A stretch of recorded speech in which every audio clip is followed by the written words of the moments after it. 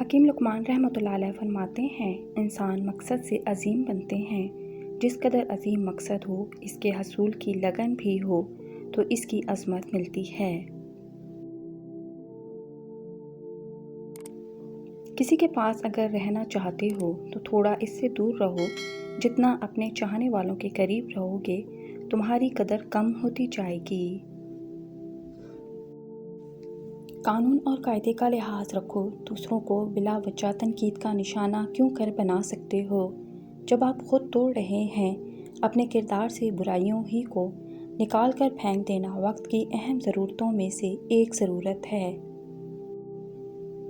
خوب کماؤ مگر خود پر تکلف اٹھانے کے لیے نہیں، بلکہ دوسروں کو کھلانے کے لیے۔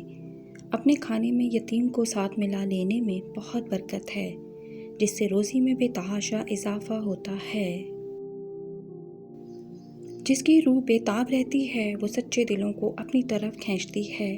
اپنی روح کو بے تاب بناؤ اور دوسروں کے دلوں پر راج کرو۔ اصل عبادت یہ ہے کہ تم اللہ کے سچے غلام بن جاؤ، اپنے دل کو اللہ کا گھر بنا لو اور ہر لمحہ عبادت میں مشغول رہو، تب جا کر تمہیں اللہ کا قرب نصیب ہوگا۔ جس بندے نے اللہ کے ذکر کو اپنی عبادت میں شمار کر لیا، گویا اس نے دنیا اور آخرت کی نعمت کو پا لیا۔ اللہ اسے کبھی تنہا نہیں چھوڑتا جو اسے ہر لمحہ یاد کرتا ہے۔ ایک غیرت مند آدمی کے دنیا میں صرف دو ہی کام ہوتے ہیں، اول کامران ہوتا ہے، دوم قربان ہوتا ہے۔ سچائی میں پھیلنے کی قابلیت ہوتی ہے، مگر پھر بھی پھیلانے والوں کی ضرورت ہے۔ جو انسان کردار کا بڑا ہوتا ہے، اس کو شکست بھی ہو جائے پھر بھی سر اٹھا کر جیتا ہے اور کبھی نا امیدی کو اپنے اوپر حاوی نہیں ہونے دیتا۔ زیادہ غم خوشی سے دور کرتا ہے اور زیادہ خوشی غمی کو اور بھی قریب لاتی ہے۔ مستقبل کی پرورش وہ پرداغ ماضی کی گود میں نہ ہو تو حال بد حال ہو جائے۔ پرانی چال کا آدمی ہو تو اس کے دل میں سب سے زیادہ احترام باپ کا ہوتا ہے۔ باپ ہمیشہ شفقت اور شرافت کی بنا پر مشورہ دیتا ہے، بیوی نفع اور نقدی کے پہلو مد نظر رکھتی ہے۔ چھوٹے قد والے کھانے میں بانس کی جڑ کا سفوف ڈال لیا کریں، قد بانس کی طرح تیزی سے بڑھے گا۔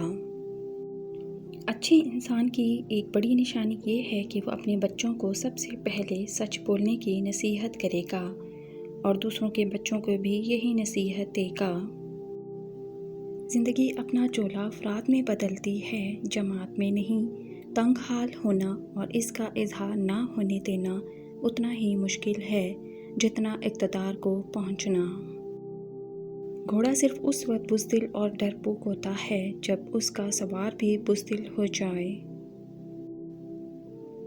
نہار منہ ادرک کا قہوہ بنا کر پیو اور ساتھ میں چلغوزے اور خوبانی کا زیادہ استعمال کرو، 10 دن کے اندر بواسیر کا خاتمہ ہو جائے گا۔ آج کا انسان سکون کی خاطر آسمانوں کے دروازے کھولنے چلا ہے، مگر اس سے دل کا دروازہ نہیں کھلتا۔ ہر طاقتور کے اوپر ایک طاقت مسلط ہے جو شاید محسوس نہ ہو، لیکن یہ اپنا کام کر رہی ہے۔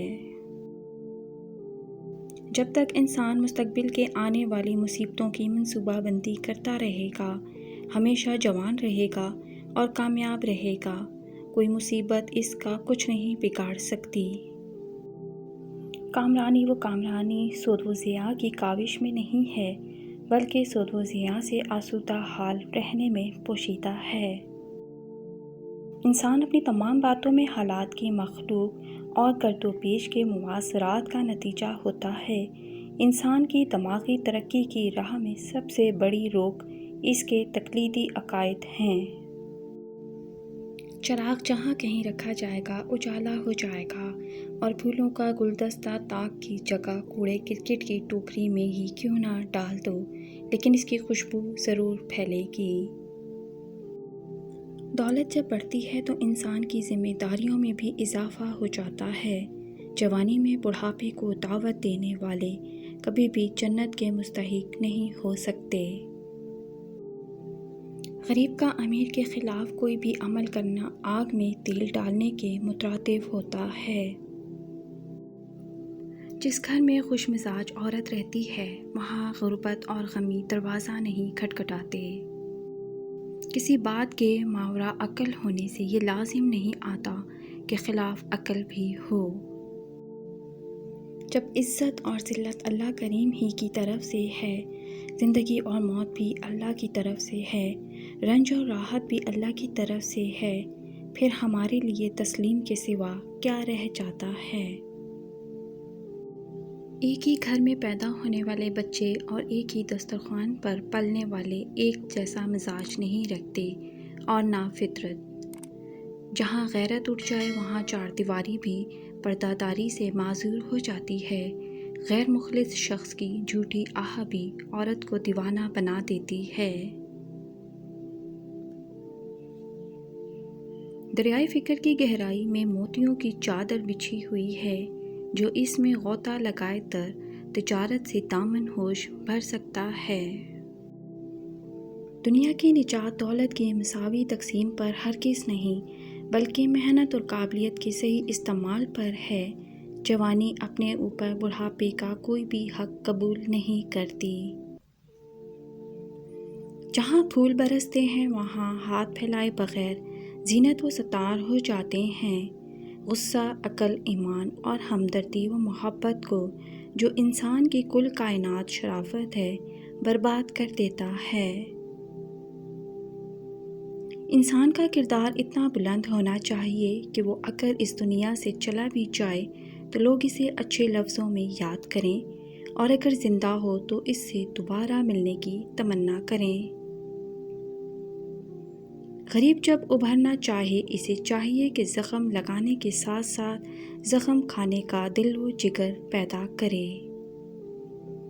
جب انسان بے ضمیر ہوتا ہے تو اس کا شعور کام کرنا بند کر دیتا ہے، پھر اسے اپنا ہر غلط کام ٹھیک اور ہر سمجھانے والا پاگل لگتا ہے۔